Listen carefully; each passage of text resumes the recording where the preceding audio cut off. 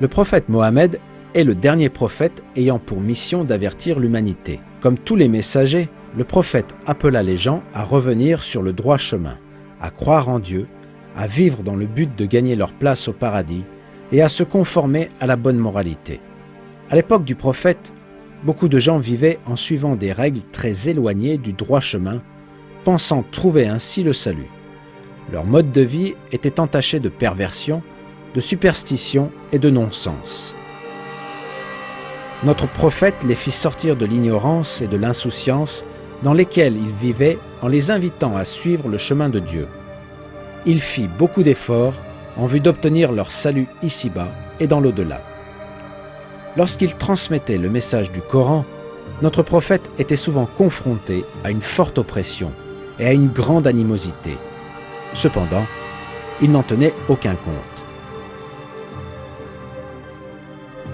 Notre prophète tirait sa force de son amour pour Dieu et savait que notre Seigneur était toujours avec lui. Dans la sourate Al-Hijr, Dieu s'adresse à lui en ces termes. « Proclame donc hautement les ordres que tu as reçus et détourne-toi des idolâtres. En vérité, nous nous chargeons des persifleurs. »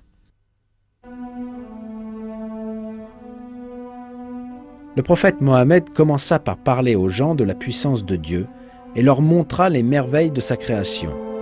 Il leur expliqua ensuite que Dieu n'avait pas d'égal et qu'il était le seul et unique Dieu.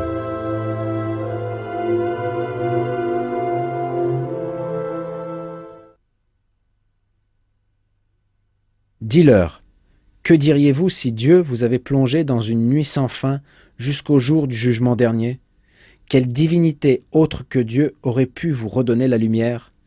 Quand pourrez-vous le comprendre? Dis-leur, et que diriez-vous si Dieu avait étendu sur vous un jour sans fin jusqu'au jugement dernier? Quelle divinité autre que Dieu aurait pu vous ramener la nuit pour votre repos? Ne le voyez-vous donc pas?